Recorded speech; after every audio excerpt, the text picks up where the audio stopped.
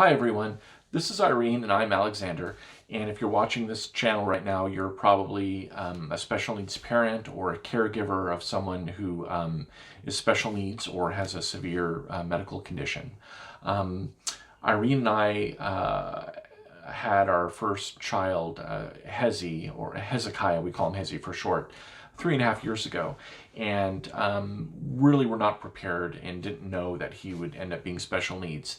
And we're hoping that through sharing some of the situations that we've encountered, be it ideas or practical day-to-day answers, that if you're right now in kind of crisis mode, as we were, and probably still are to a great degree today, if you're in crisis mode and you're looking for answers, we're hoping that if you subscribe to this channel, that you're going to glean something that's going to be helpful for you.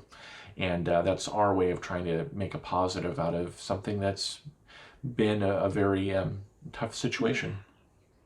So just to give some background information, for Hezy's medical condition, as mentioned, he has a seizure disorder, started just a few days after birth. And since then, he's also come down, or a few other conditions have manifested.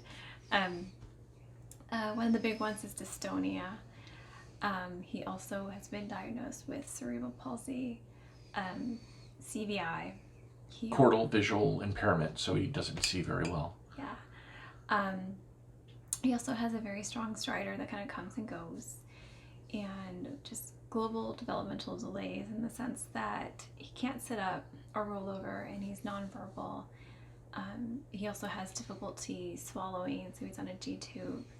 And so he's just a child that requires a lot of hands-on all the time. He's medically fragile is probably the best way to describe it. Yeah. And I think part of what we've talked about, and one of Irene's biggest pet peeves is on this journey that we've been on, is just the term special needs, right? It's such a generic term that, special needs could be somebody who, has a mild mental or physical impairment, or it could be somebody who's medically fragile. So, right, so the definition of that is our son, as Irene, I think she said, he doesn't sit up, he doesn't crawl, he's nonverbal, he can't feed himself, he can't dress himself, and he's 3.5. So there's a lot of challenges that we run into on trying to maintain a normal family life.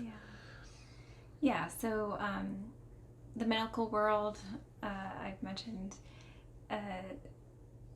the human body is complex and they don't always have all the answers. So one, it's been difficult sometimes getting resources medically speaking, as well as just on a personal level of managing the day-to-day and how to create a family in such a stressful and complex environment. So I think the goal and the hope is that we can share what we know, and if you've been through some of these things and have answers that we haven't found out ourselves, please let us know.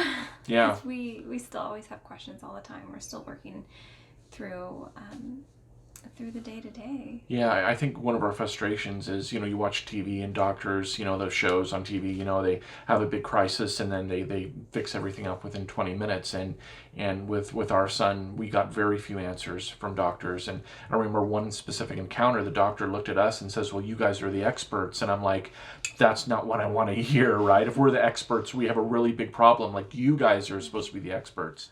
So another issue is that there's not just a single special needs person in this household, disabled person. There's actually 3. So in November, in addition to our son, my mom suffered a stroke, and then my dad was diagnosed with Parkinson's disease, with Lewy body dementia, and because of that, we've moved them in with us, and so there's actually 3 people in this household that are disabled. So again, from a caregiving situation, it gets really complicated, and trying to keep a normal family, type of situation can be very challenging. And so we're hoping to talk about some of those issues. Yeah. So we hope you keep watching.